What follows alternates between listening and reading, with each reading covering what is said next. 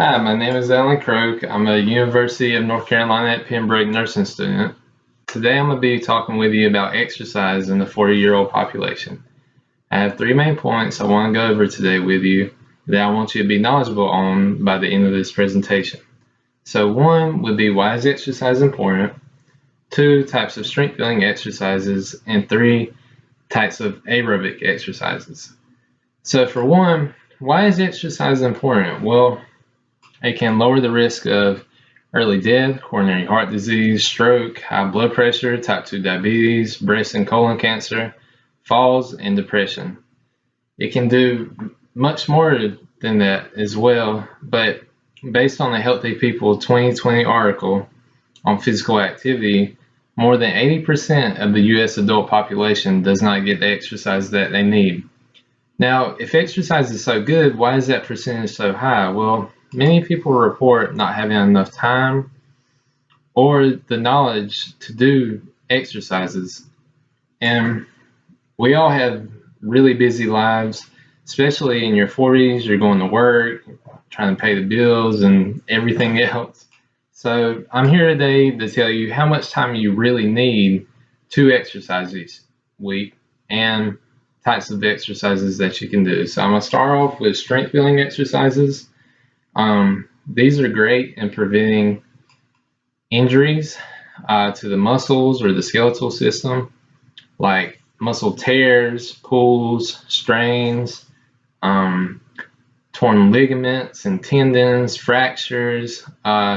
These types of injuries are really common in the 40-year-old population because many people don't get enough exercise throughout the day, and then they go to their jobs where they might not have much physical activity at their job. Say you work like an office job or something, but then you have to go get something out the supply room, you have to pick something up, and then you get a rotator cuff tear or something. And that's where ligaments and tendons and the muscle in your shoulder is damaged, and that is a very common injury in this population. So it's important to strengthen your joints and your muscles and everything in your skeletal and muscle system to prevent injury to it. So for strength building exercises, those are going to increase strength and decrease the risk of injury. So first off, I'm going to talk about the upper body, consisting of your chest, your shoulders, the back of your arm, the triceps, the front, your biceps, your forearms, wrists, your back, your neck muscles. But one great overall exercise that doesn't work everything, but is great for strength building and protecting most of your upper body if you stay consistent with it, is push-ups. Push-ups, most people have heard of them. If you haven't, that's okay, but you just come down and then you push back up. It's a common way these are done are on the ground, but there's plenty of people that aren't able to do it while on the ground, to do the proper form and do as many as it would take to get any kind of benefit from it. So I'm going to show you a variation today that you can do without having to get on the ground and be able to perform a push-up like how you usually would see done. So just find a chair or a flat surface and get in push-up position with your hands shoulder width apart, not far up here, not far back like this, but your hands right over your chest and shoulder width apart, your elbows tucked in, and then you just come down and you press back up. And throughout this presentation, and when you're doing your exercises, do something called the Valsalva maneuver, and that's where you breathe in as you're bringing the weight down or coming down, and then exhale, breathe out as you're pushing the weight up. So, push up, you would breathe in and then breathe out as you're coming back up. So that's one way you could do that. If you can't do it against a chair, you could start off using a wall. Once the wall becomes too easy, you're not really feeling fatigue, you're not really feeling those muscles work, move to a chair. After a chair becomes so that it's not doing much for you, move to a couch, and then eventually move to the floor to where you're laying completely flat in that same position and performing the push-up. So another thing I want to talk about is for your arms, biceps and triceps. You can, if you have dumbbells, that's great. You can get dumbbells, sit down or stand up, and just curl the weight up and bring it down. And what that looks like is you're just holding the weight like this at the very bottom. And as you bring it up, you're turning your wrist. So you're bringing the weight up and turning into it, flexing that front part of your arm, the bicep. Now for triceps, you could do essentially the same thing in a way, just for the back of your arm, but you could find, again, a flat surface, kind of lean against it. You're going to get your arm at a 90-degree angle and just extend it. Just like that. So you can grab dumbbells again if you have those. Just extend the weight out. And if you don't have dumbbells at home, you could use something as simple as a gallon jug of water.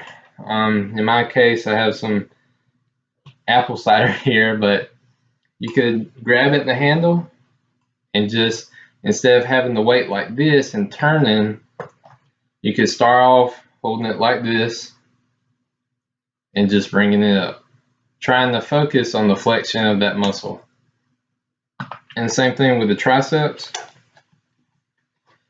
You could grab around it, or if you have a gallon jug, you could grab at the handle, lean against that flat surface, your arm at 90 degrees, extend out.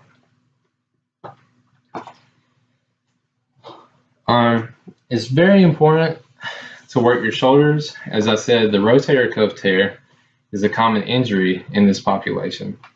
So that would be done by getting dumbbells, or again, jugs of water, coming up just like this, arms at about 90 degrees, and then pressing up. Not locking all the way out. Don't go completely all the way out. Come to about right here and bring the weight down and go back up. And you shouldn't feel any sharp pain or anything in your shoulder. If you do, you should stop, lower the weight. Maybe try doing exercises that target just certain parts of the muscle, like the front part of the deltoid of the shoulder muscle. Grabbing a weight or a jug of water like this and just holding it and just raising it up,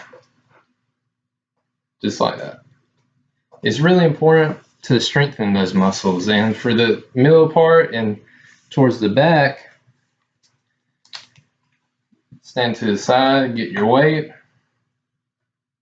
and just bring it up, feeling this part of the muscle work. And those are exercises you can do for the upper body. Some for the lower body are just body weight squats. You stand shoulder width apart, your feet at a little bit of an angle, about like that, and just come all the way down to where your knees and your leg is in a seated position. So when you're sitting in a chair, your leg is about a 90-degree angle. Try to mimic that when you do squats. And those are some good strength building exercises. If you stay consistent with that, that can greatly prevent you from injury risk and many different things. So I also want to talk about aerobic exercises. These consist of walking, biking, jogging. They're great for your cardiovascular health and your respiratory health.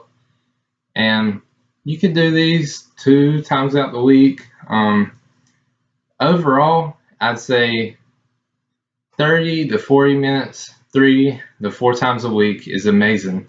If you stay consistent with that, exercise 30 to 40 minutes a week, 3 or 4 times a week, that will greatly benefit your overall health And it's mainly important that you just get moving. As long as you get out of breath a little bit, you sweat some, you get that blood circulating, you just move around each week a little bit every day as much as you can. That will help you in so many ways. So this has been Alan Croak with exercise in the 40-year-old population. I hope you've learned something today. I hope this has helped. Thank you.